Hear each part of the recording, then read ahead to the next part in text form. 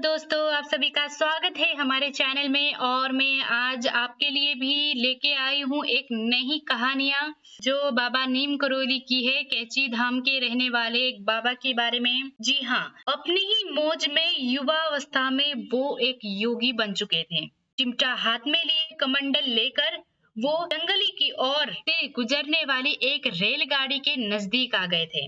वो फरीदाबाद स्टेशन पर प्रथम श्रेणी में एक डिब्बे में बैठ गए। जी हाँ, वो पहले डिब्बे में बैठ चुके थे। जी हाँ, उनके पास एक टिकट भी नहीं थी और वो वहां बैठकर जा रहे थे। तो उस वक्त गाड़ी के कुछ ही मील चलने पर उपरांत एक डिब्बे में एक कंडक्टर जो टिकट चेकिंग के लिए आया वहां पर एक ऐसे साधु को फर्स्ट डिब्बे में देखकर वो कंडक्टर चौंक गया और कंडक्टर ने बाबा जी से पूछा कि आपके पास टिकट है तो दीजिए।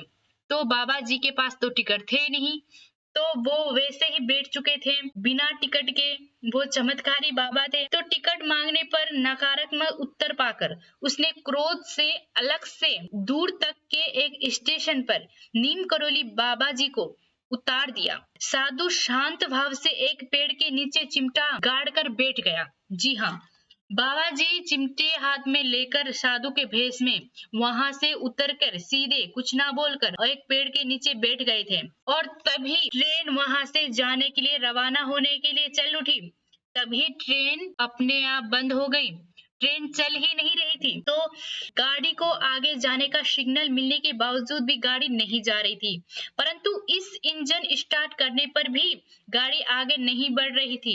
फिर किसी लोगों को बुलवाया और इंजन के पार्ट पुर्जे अच्छे से देखे, लेकिन इंजन एकदम ही अच्छी थी। तो इंजन की मशीन की चेकिंग हुई, सभी कुछ सही। तभी वहां गार्ड भी बेचैन हो गया।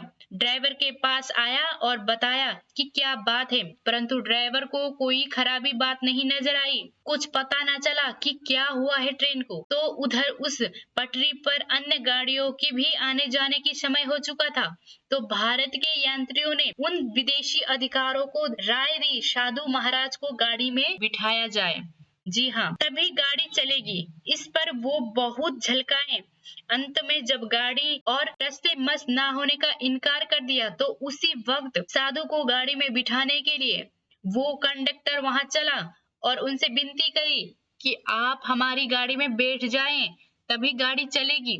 तो विदेशी अधिकारों ने बाबा जी के पास आकर क्षमा मांगी और रेलगाड़ी पर सवार होने की प्रार्थना की। परम कौतुकी बाबा ने कहा कि तुम कहते हो तो चलो कोई बात नहीं, मैं बैठ ही जाता हूँ। ये तो बाबा की लीला थी। तब बाबा जी गाड़ी में बैठ गए और गाड़ी में बैठते ही ट्रेन चल उठी और इसी एक घटना के कारण भारत के अनेक अनगिनत गांवों में शामिल ग्राम नीम करोली एकाएक विख्यात हो चला था। इस गांव में कई वर्षों के पश्चात के परांत जब उक्त बाबा लक्ष्मण दास गांव से निकले तो उनका नाम ही नीम करोली बाबा अथवा नीम करोली बाबा पड़ गया। उस घटना के बाद गांव से गुजरती हर गाड़ी 1-2 मिनट के लिए रुकने लगी। वहां के प्रवासी बिना टिकट भी फरीदाबाद आने जाने लगे। कालांत में नीम करौरी नाम का स्टेशन भी बन गया तथा अब तो ठीक गांव के बीच बाबा लक्ष्मण दासपुरी फ्लैग स्टेशन भी बन गया है। यहाँ है बाबा जी के चमत्कारी लीलाओं से एक लीला और भी है जो बहुत ही अद्भुत लीला है।